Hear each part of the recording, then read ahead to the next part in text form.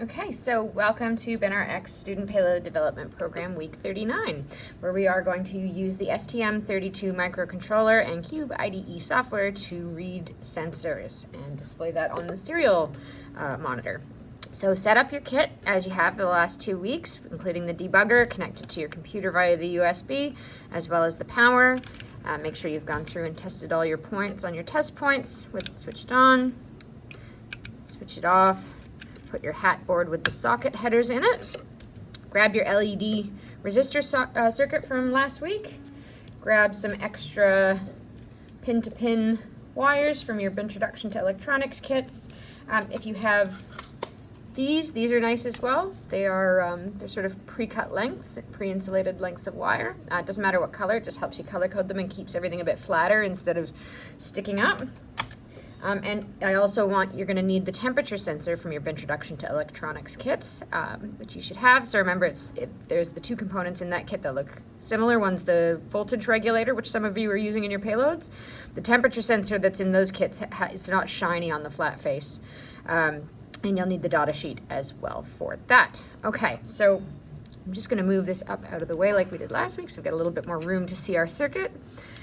And we're going to grab our circuit there.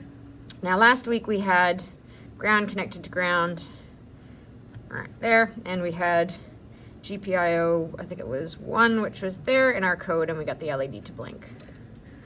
So just get in there. It's very hard to see. GPIO 1. All right. So that's all fine there. We're going to make a bit of a change to this circuit because we're going to add a temperature sensor in today.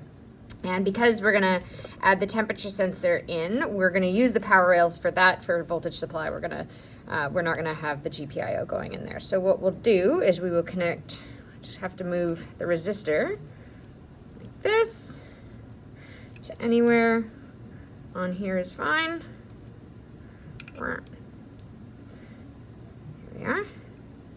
And then just move off the power rail. So out of the power rail and then into that same node as the resistor. I think I got the right one. Oh, there we go. Make sure, it can be hard to see. So I think that's all fine there. Make sure your metal legs aren't touching. That's all looking good. And then for the ground, we will actually go to the ground power rail because we'll use this for both components of our circuit. And then out of this box, if you have this one, if you don't, just grab another jumper lead. But we're going to grab one of the little gray ones, and I'm going to go from, and I might have to pick this up because it's very, very tricky to do.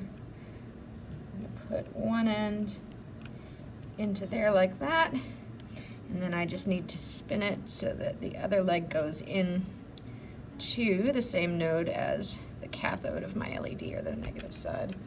And I'm going to push that in. All right, so when I switch that on, theoretically it should still blink. So let's have a little look because we've already got the code on our micro. There we go. So that's still blinking like it was last week, which is great. So we'll turn that off, and then we're going to go over to our computer, and we are going to open up STM32 Cube IDE like we did last week.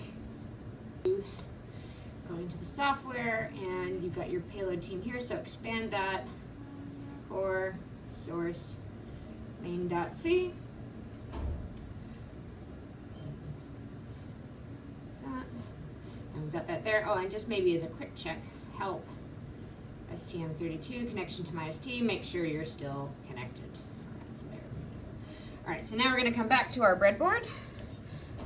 And we've got our temperature sensor. Now we've got to figure out which leg is which. All right, so we need to go in and get the data sheet for our temperature sensor. So if we look that up, and we can't find it, Introduction to Electronics. Introduction to Electronics. There we go. And we've got our bill of materials, and we've got our temperature sensor. There we go. So in some of the circuits you see it as a TMP35, and it's just a different manufacturer, but we can go off of this data sheet. So we're going to go ahead and open up data sheet. So this should open up here. So this is the one that we have. Have a look at the bill of materials here. You can see that it is the 9701-E. This covers all the whole family, but we've got the E. So if you needed to, sometimes you need to make sure you've got the right sort of subcomponent in the family, but this is what we want to look at here. This is our package type. So if we have a look at this with the flat side facing us, like in that diagram, we've got this pin here is VDD, or supply voltage. The middle pin is V out, so that's the signal that was going to send from the temperature sensor to our microcontroller, which we have to connect, and then ground, all important ground. So what we'll do is we'll spread those out a little bit. And with the flat side facing you, while you've got the data sheet open, you can just kind of go and put that anywhere on 3 open nodes on your breadboard. So we'll put it over, actually we might just put it down here because it's a little bit easier, and then we've got all the available space. So there, so just push it in gently, and I'm going to grab 3 wires. I'm going to grab a red, a yellow, and a black. So I'm going to use red for supply voltage, black for ground, and yellow for the output. So in this case, we're going to go ahead and start with ground. So just double checking on your data sheet that we have ground here.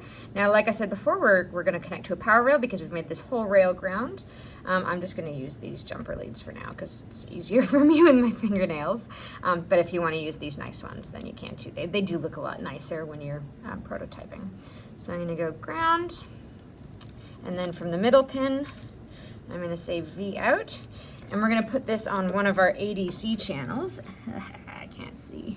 So this is on there. So I'm on 4. I'm going to bring it up here just so it's easier. We're going to put that into ADC 1 in this case. And then that's what we're going to call in our code. So 1, 2, 3, 4. And remember, if you can't see the silk screen on this one, grab either your drawing from CDR or your hat board that doesn't have these socket headers on them. So we're going to go into ADC 1. All of this with the payload switched off, remember, we don't want to be changing wires when things are powered. And then for voltage, you can do one of 2 things. Just to be consistent, I did say that we were going to make this a power rail, so we're going to make that whole power rail a 3v3 power rail. So I'm going to put one end in here, and maybe I should have used a different color for this one. You can always change that because that's not 3v3. So if you wanted to, you could change it to another color. I'll leave it for now. And then I'm going to go into the positive of the power rail, plug it in there, but I still need to get power to this little one here. So I'm going to grab one of these, and again, I could use the same red one, but I won't in this case just because actually maybe I will. So maybe I'm going to steal this cable from here, and I'm going to go positive, and then go into my GPIO 1. Which is that one there. Whoopsie. Take it off for a second, it's easier to see. GPIO 1. Back down. Gentle push. And then I'll come from, so 3v3 is there, so 3v3 to the power rail, and then from the power rail, I'm going to power that one. So it can be anywhere, it can be next to it, or it can be up here, whatever's easier for you. So we're going to wire that up. Now, if I turn that on, we should still see our LED blinking. Great. Okay, and turn it off. And we're going to go back over to our computer. And you will have a text file that's got the code. It's a little bit long. So what we're going to do is actually just copy and paste it this time, just to keep things going. So here's our temperature sensor code, all right? And going back to here, make sure you've got your main C open. We're going to navigate down, and what we're going to start by doing is actually put this code in between user code begin 1 and user code in 1. So that's actually where we're going to declare some variables. And initialize a string to store the temperature sensor data. So go to user code begin. Where is it here? Those are our includes. Don't want those. Just have a little look around. here we are, user code begin and end. So I actually gave you a bit of a confusing instruction last week, where you have two sets of these comments saying begin and end. You want to go in between those because that is that section. It basically chops your code up into sections. So here's this bit of code here, static int 8 underscore t serial underscore string square bracket 51 close square bracket. It's just going to set a static 50 character buffer for serial communication. So that's how much it's going to block out for you. And then it's going to initialize the sensor temp variable as 0. So you have to declare that first. And then we go back to our text file. And then under your LED blinking code, we are going to put in all of this. So I'll go through it and explain it in a bit more detail in a second. We copy that, and then we go into our, here we are, there's our stuff from last week. And go enter, enter, paste that in there. Well, and you can go back and line it up all nicely. Oops. So these lines of code are going to initialize the ADC, or the analog to digital converter. You're going to select your channel. In this case, it's 1. So if we wanted to put it on a different pin on that board, you'd change that to 2, 3, or 4, but leave it as 1 for now. And then the sensor temp variable is going to actually set whatever value you get from the temperature sensor on your board and set it, and then this will print it to the serial monitor. All right, and then it's going to transmit it, and then it's going to delay, and then it's going to keep looping through this. All right, so if we set build, see what happens. Great, okay, well that looks okay. So now what we're going to do is we are going to try and send that. So you're all connected. You need to make sure that your payload is switched on, otherwise it won't see the debugger. So it is flashing right now. And I'll actually flip this over. You can see here, so once we hit play icon, so run the code. Oh, and this might come up here, that's fine. Now, where you want to go to open the serial monitor, once that's finished, you'll see it's actually flashing red and green. It's sending the code. Once it's all stopped, our LEDs started flashing again, which is good, so we know it's running. That's why those LEDs are good for a bit of visual feedback. I'm going to come back over here, and we are going to go down to Command Shell Console here. So if you don't see this down here, you just go up to Window, Show View, and Console, and then that will come up there. And then you go down here and Command Shell Console, open it up. It should be on here. If you can't find which port you're on, if you need to do a new connection, you can name it whatever you want. So I'll just say payload. Oopsie. Payload test. Make sure the baud rate is there. Serial port, you might have a couple. You can go into your device manager in Windows and see which one your debugger is plugged into. In this case, I think it's 3, but we'll find out in a second. So say finish, and okay. Payload connected. All right. So it's not giving us anything right now. So let's try a different one. Command Shell Console. Let's try Payload test 2, and we'll try comp 15.